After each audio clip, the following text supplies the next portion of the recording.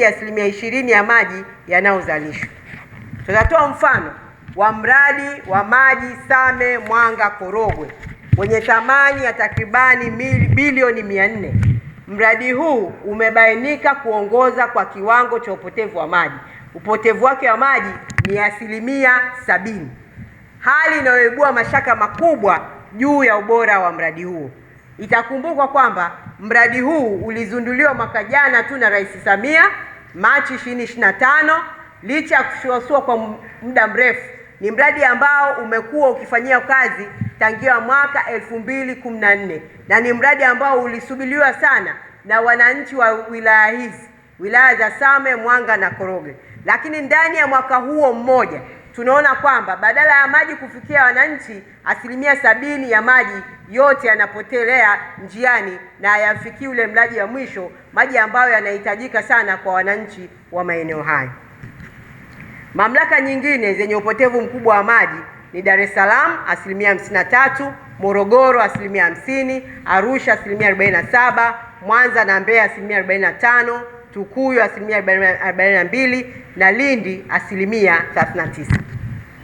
Hoja nyingine kwa upande wa maji ni upungufu wa uzalishaji wa maji.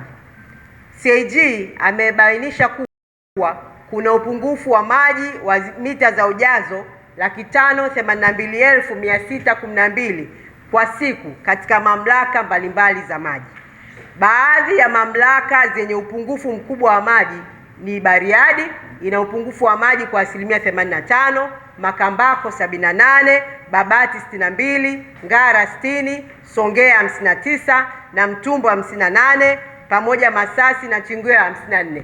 Hapa CAG anachotaka kusema ni kwamba hizi mamlaka zimepewa wajibu wa kuhakikisha kwamba zinatafuta, zinasambaza na zinatoza fedha kwenye maji, lakini uhitaji wa maji katika hizi mamlaka ni mkubwa.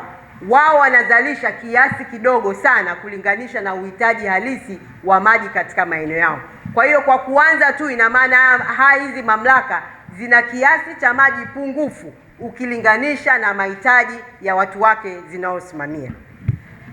Na sisi tulitegemea kama sehemu ya uwajibikaji wa hizi mamlaka, ingekuwa ni jukumu lao kuhakikisha kwamba wanaongeza kiasi cha maji kifikie kiasi cha uhitaji wa maji, badala ya kukaa pale kuanza kugawana maji ambayo tayari wanaanza katika upungufu. Swala lingine ni ucheleweshaji na udhaifu katika utekelezaji wa miradi ya maji. CAG anaripoti kuwa miradi mingi ya maji inachelewa kukamilika kutokana na ucheleweshaji wa malipo kwa wakandarasi na usimamizi dhaifu wa mikataba. Mamlaka 8 zilizobainishwa kuwa na ucheleweshaji wa miradi ni pamoja na Songea, Tabora, Arusha, Msoma, Mpanda, Bariadi. Hali hii inasababisha wananchi kuendelea kukosa huduma muhimu ya maji licha ya uwekezaji mkubwa unaofanyika.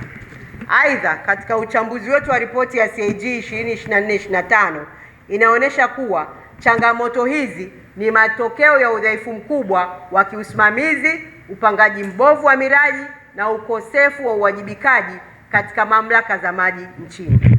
Ni aibu kwa nchi yenye rasilimali kubwa ya maji kushindwa kuhakikisha upatikanaji wa huduma hii muhimu ya maji kwa wananchi wake. Pamoja na kubainisha changamoto hizi, ACT Wazalendo tunataka zichukuliwe hatua zifuatazo.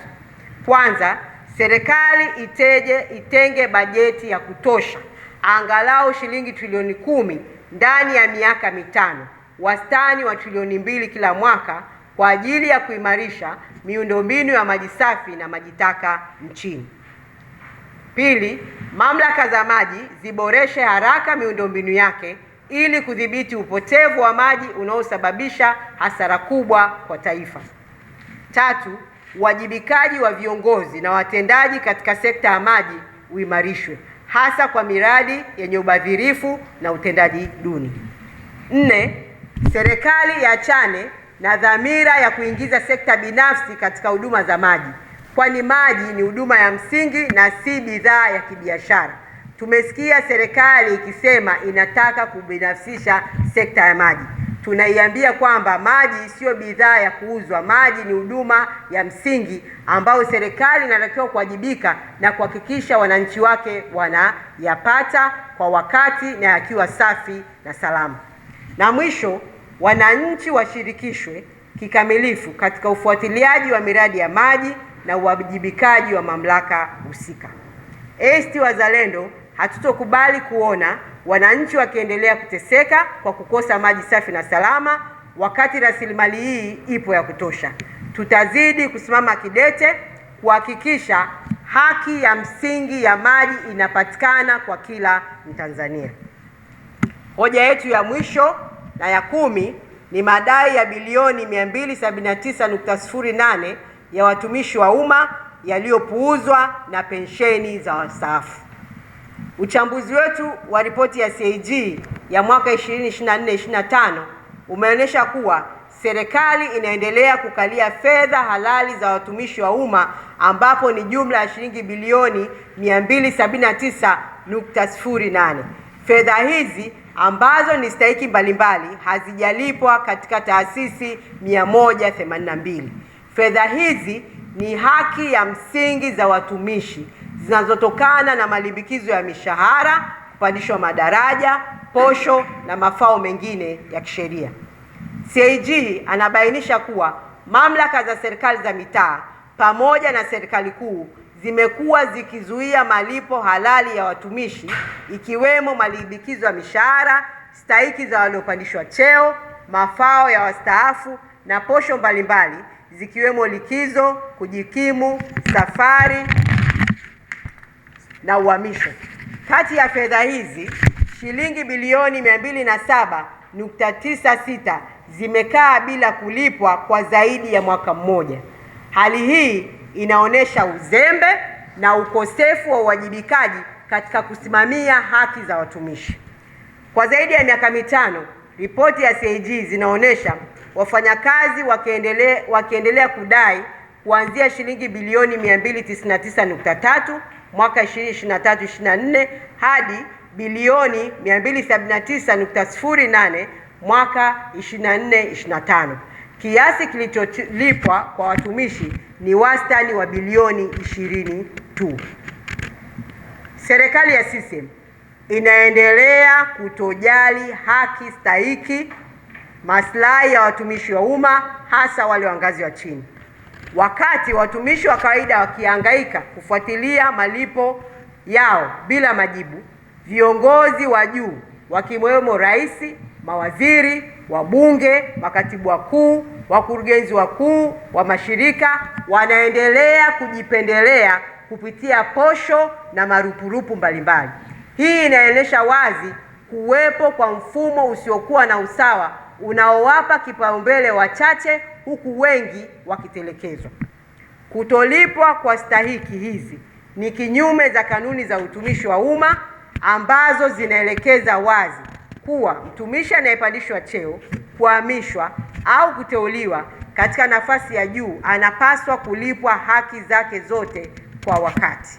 Kuendelea kuchelewesha au kuzuia malipo haya kunashusha morali ya watumishi, kunapunguza ufanisi kazini na hatimaye kunadhoofisha utoaji wa huduma kwa wananchi.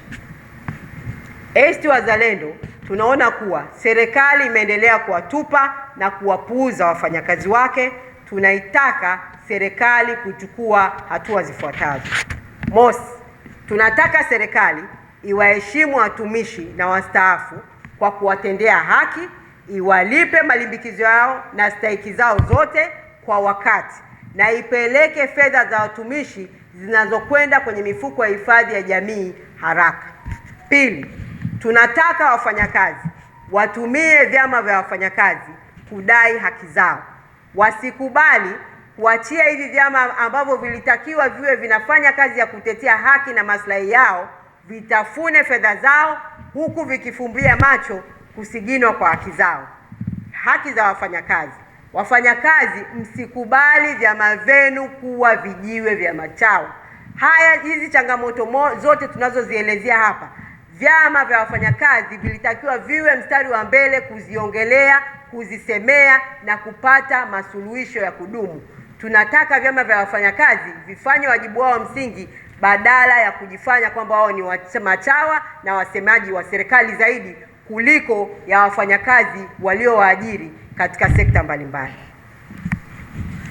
Ndugu wanahabari, ndugu wananchi mnaotufuatilia katika maeneo mbalimbali, hitimisho letu kuhusu uchambuzi wa ripoti ya CAG kwa mwaka 2024-2025 ukiangaliwa sambamba na mwenendo wa miaka mitano iliyopita kuanzia 2020-2021 hadi 2024-2025 unaonesha wazi kuwa kuna hoja kubwa zinajirudia bila kuchukuliwa hatua wala kupata suluhisho ya kudumu na bila kuonekana kwamba serikali kweli imetimiza wajibu wake na kuzirekebisha tukaondokana na hizo hoja. Mathalan, hoja ya ubadhirifu na upotevu wa fedha za umma imeendelea kukua kwa kasi kama ilivyoelezewa. Kwa mwaka huu pekee ubadhirifu umefikia shilingi trilioni 7 sawa na 13.7% ya bajeti ya serikali ya mwaka 2024-2025. Hizi ni fedha zilizopotea, zimetumika kinyume cha sheria au bila tija kwa Watanzania. Kama fedha hizi zingesimamiwa kwa ufanisi, zingeweza kuboresha huduma za afya, elimu, maji na kupunguza utegemezi wa mikopo unaoongeza deni la taifa.